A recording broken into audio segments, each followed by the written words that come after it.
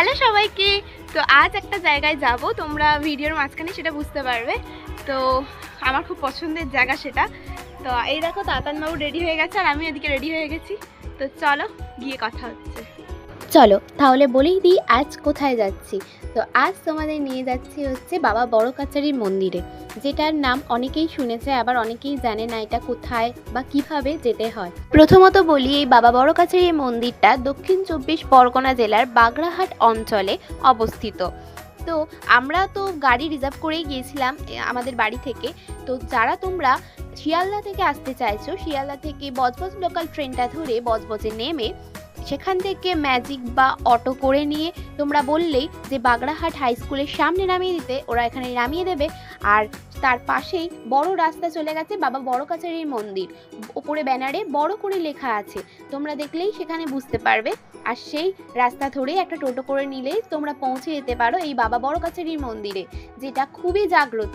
তোমাদের দেখিয়ে দিই আজ যার পুজো দিতে আমরা এখানে এসেছি, সে হচ্ছে ওই যে মায়ের কোলে ঘুমিয়ে আছে, এই হচ্ছে আমার এক বান্ধবী। এবার আমরা যাব হচ্ছে পুজো দিতে। পুজো দেওয়ার আগে আমরা চলে যাব আগে ঘাটে। ঘাট থেকে জল নিয়েই বাবা বড় কাছারির মাথায়, শিবের মাথায় আমরা জল ঢালবো।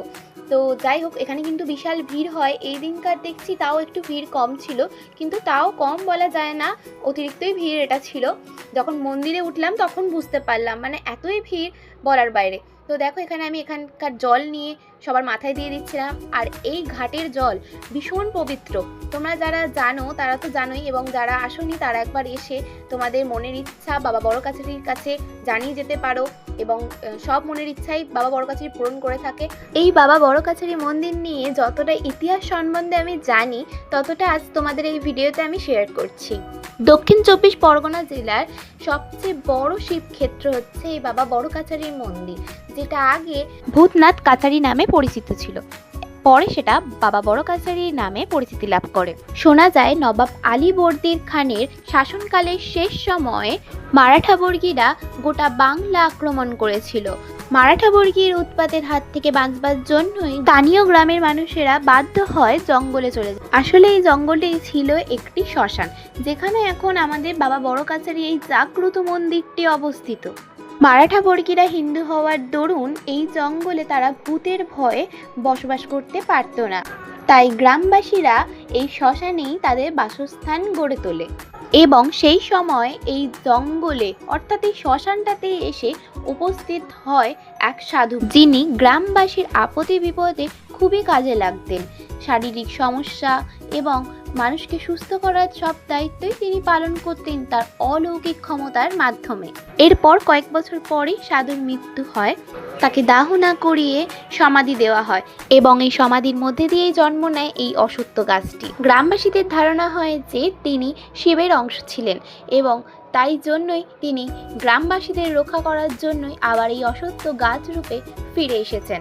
আর তারপর থেকে এই গাছটিকে পূজিত করা হয় ভূতনাথের কাছারি হিসেবে, যা এখন বর্তমান নাম বাবা বড় কাছারি। সেই অশ্বত্থ গাছের নিচেই প্রতিষ্ঠা করা হয় একটি শিবলিঙ্গ। পরবর্তীকালে 1978 খ্রিস্টাব্দ নাগাদ বন্যার কারণে প্রবলভাবে ক্ষতিগ্রস্ত হয় এই অশ্বত্থ গাছটি। গ্রামবাসীরা আবারও একটি নতুন অশ্বত্থ গাছ সেখানে বসিয়ে দেয়, এবং তারপর থেকেই গাছটি বড় হয় এবং পূজিত হতে থাকে। আর যাদের ছেলে সন্তান হয় তারা এই যে গোপালগুলো দেখছো, এই গোপালগুলো কিনে এখানে বাবা বড় কাছারির কাছে পুজো দেয়, এবং যাদের মেয়ে হয় তারা সখী ঠাকুর দিয়ে এখানে পুজো দেয়। যাই হোক, আজকের ভিডিও ছিল আমাদের এই পর্যন্তই। আমরা দেখো মন্দির থেকে পুজো দিয়ে চলে এসেছি, এখানে খেতে বসে গেছি। এখানে ছিল মুড়ি আর ঘুগনি, তো আর ছিল মিষ্টি, মিষ্টিটা দেখানো হয়নি। যাই হোক, এখানে আমরা গাড়িতে উঠে গেছি, এবার বাড়ির পথে রওনা দিই। ভিডিওটা ভালো লাগলে লাইক করে দিও, যারা ইউটিউব থেকে দেখছো তারা চ্যানেলটিকে সাবস্ক্রাইব করে দিও, আর যারা ফেসবুক থেকে দেখছো অবশ্যই ফলো করে দিও। Tata, by.